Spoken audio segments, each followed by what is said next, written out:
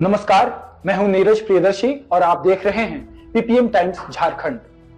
मनरेगा घोटाले की राशि की मनी लॉन्ड्रिंग की आरोपित आईएएस अधिकारी पूजा सिंघल की निलंबन वापसी के बाद भी मुश्किलें कम होती नहीं नजर आ रही।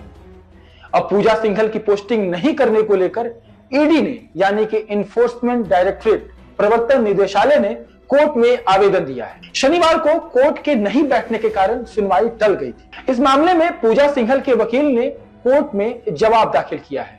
मामले में ईडी के वकील अदालत में सोमवार को अपना पक्ष रखेंगे। ईडी ने अपने आवेदन में कहा है कि पूजा सिंघल आपराधिक मुकदमा का सामना कर रही है। ऐसे में निलंबन मुक्त होने के बाद उनकी पोस्टिंग की जाती है तो उससे सुनवाई प्रभावित हो सकती है, साथ ही केस की जांच भी उससे प्रभावित हो सकती है।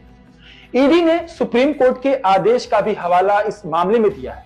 बता दें कि पूजा सिंघल को नए कानून बीएनएसएस के तहत 7 दिसंबर को ईडी कोर्ट ने जमानत की सुविधा प्रदान की थी। ईडी ने सुप्रीम कोर्ट के आदेश का भी हवाला इस मामले में दिया है। बता दें कि पूजा सिंघल को नए कानून बीएनएसएस के तहत 7 दिसंबर को ईडी कोर्ट ने जमानत की सुविधा प्रदान की थी, लेकिन उसके बाद फिर से ईडी ने दोबारा से आवेदन करके ये कहा है कि पूजा सिंघल को भले ही जमानत मिल गई हो, लेकिन किसी विभाग में किसी खास ओहदे पर उनकी पोस्टिंग ना की जाए, क्योंकि इससे पुलिस की जांच यानी ईडी की जांच उससे प्रभावित हो सकती है, साथ ही उससे मामले की सुनवाई भी प्रभावित होगी।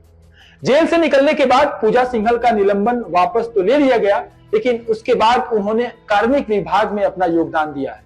हालांकि अभी तक उन्हें कोई खास ओहदा या कोई खास विभाग समर्पित नहीं किया गया है, लेकिन बावजूद इसके जैसे की प्रक्रिया है, जब कोई भी सरकारी कर्मी निलंबन से वापस मुक्त होकर आता है तो वो कार्मिक विभाग में ही योगदान देता है। तो इस तरह से पूजा सिंघल ने भी अभी फिलहाल कार्मिक विभाग में ही योगदान दिया है। 28 महीने जेल में रहने के बाद पिछले साल दिसंबर महीने में पूजा सिंघल को जमानत मिली।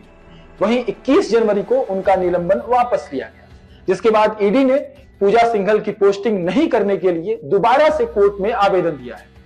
आईएएस अधिकारी पूजा सिंघल ने फरवरी 2009 से जुलाई 2010 के बीच खूंटी की उपायुक्त रहने के दौरान बिना काम के मनरेगा के तहत 18 करोड़ रुपए का भुगतान कर दिया था। इस मामले में निगरानी विभाग ने इंजीनियरों पर 2011 में पहली प्राथमिकी दर्ज की थी। मनी लॉन्ड्रिंग की तहत जांच करते हुए इस मामले में 6 मई 2022 को ईडी यानी प्रवर्तन निदेशालय ने पूजा सिंघल के चार्टर्ड अकाउंटेंट सुमन कुमार के पास से 19.76 करोड़ रुपए यानी 19 करोड़ 76 लाख रुपए नकदी की बरामदी की थी। ईडी ने इस केस में अब तक पूजा सिंघल से जुड़े 82 करोड़ 77 लाख रुपए मूल्य की अचल संपत्तियों को भी जब्त कर लिया है।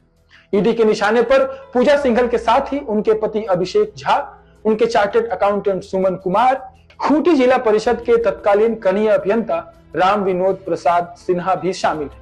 देखना है कि अब अदालत में जो मांग की गई है ईडी के द्वारा कि पूजा सिंघल की कोई भी स्पेसिफिक यानी कि खास पोस्टिंग नहीं की जाए,